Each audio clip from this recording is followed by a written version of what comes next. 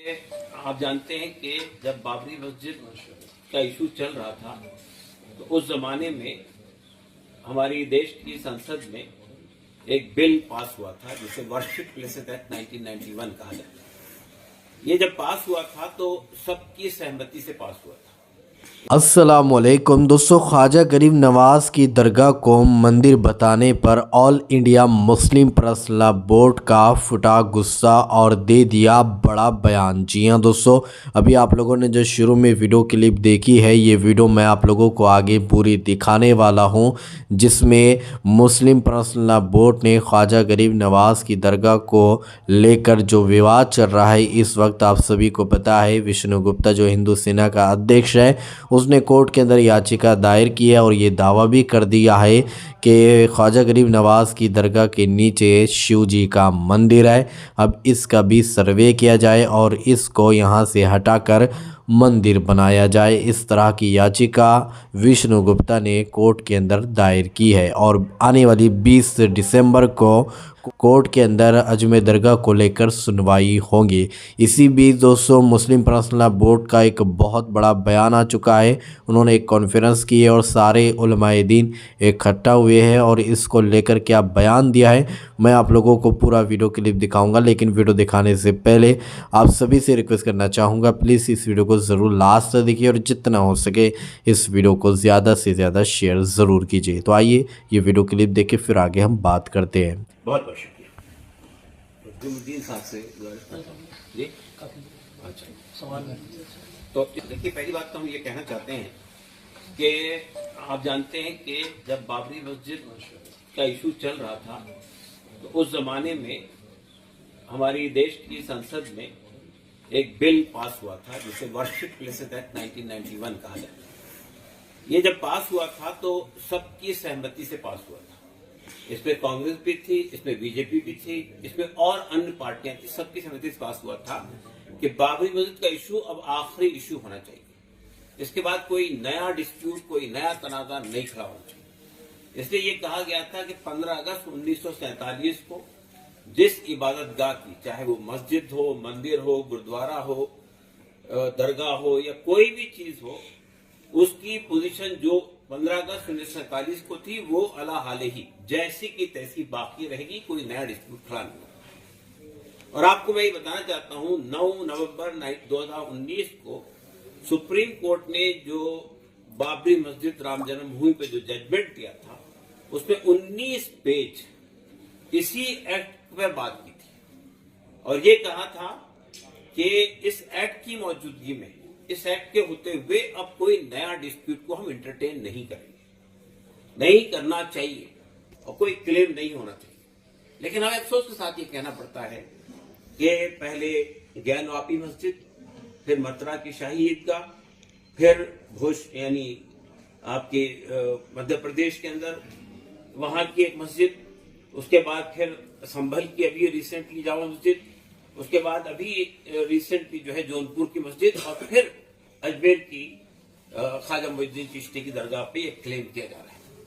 और हमें अफसोस की बात ये कहना पड़ता है कि ये क्लेम अदालतें इस कानून के बावजूद इंटरटेन कर रही हैं और अदालतें इंटरटेन कर रही है तो ये जब ये कानून मौजूद है तो ये सेंट्रल गवर्नमेंट की भी, स्टेट गवर्नमेंट की भी रिस्पॉन्सिबिलिटी है कि इस कानून का उल्लंघन करने वालों के खिलाफ सख्त कार्रवाई करें और इस कानून को किसी भी अदालत में चैलेंज नहीं किया जाना चाहिए। यानी अगर हमारी अदालतें, हमारी न्यायपालिकाएं अगर इस तरह के पिटिशन को इंटरटेन कर रही है तो इसका मतलब ये है कि वो दस्तूर का मजाक उड़ा रही है।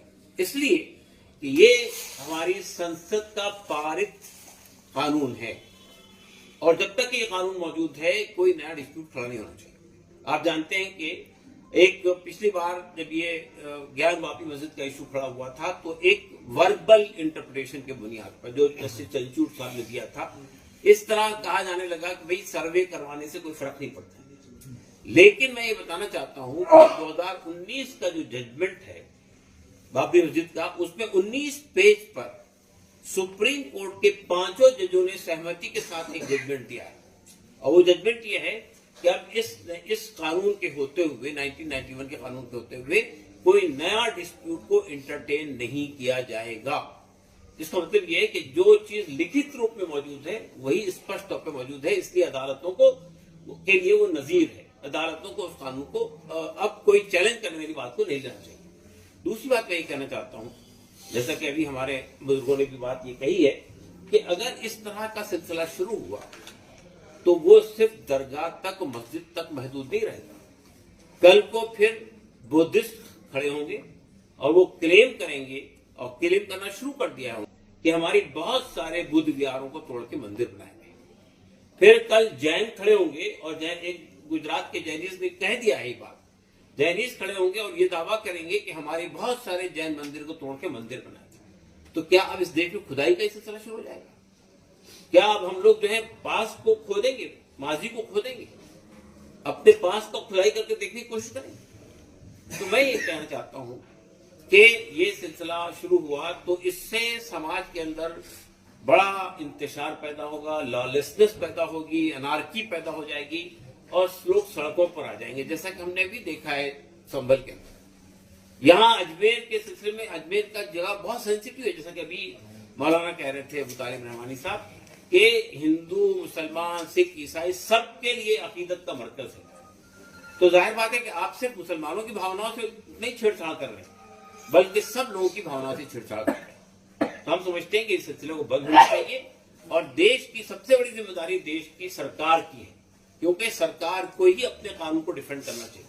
और हम समझते हैं कि जहां पर यहाँ अभी मुझे ये मालूम हुआ है कि जब उर्स शुरू होने वाला है तो प्रधानमंत्री की तरफ से भी चादर आने वाली है, और प्रधानमंत्री को और यहाँ की सरकार को इस मुकदमे में अपना पक्ष भी रखना है।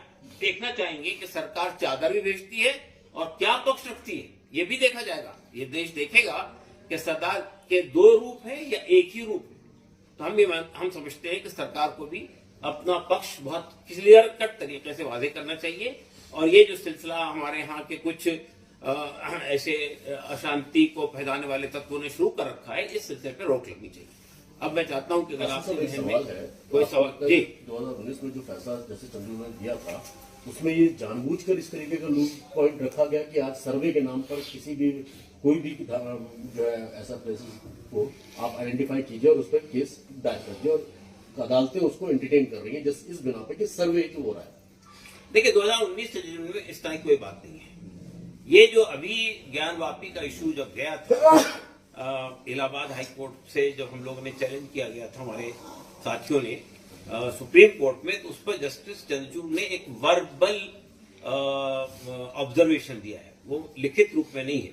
वर्बल ऑब्जर्वेशन ये है कि अगर किसी कुछ लोग ये जानना चाहते हैं कि वहां मस्जिद से पहले क्या था, तो इससे कानून में कोई इंटरफेरेंस नहीं हो सकता है।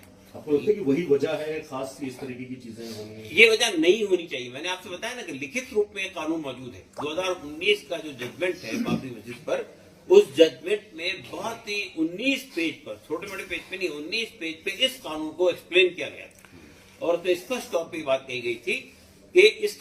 जी हाँ दोस्तों, आप लोगों ने all India Muslim personal law board की ये वीडियो क्लिप देखी है और सारी बातें आप लोगों ने सुनी है। दोस्तों ये वीडियो देखने के बाद अब आप क्या कहना चाहोगे तो कमेंट में अपनी राय लाजमी बताइएगा। तो चलिए दोस्तों, इसी तरह की इन्फॉर्मेशन लेकर एक बार फिर से आपकी खिदमत में हाजिर होंगे। जब तक अपना ख्याल रखिए और अपने इस भाई को अपनी दुआओं में याद रखिए। अल्लाह हाफिज़।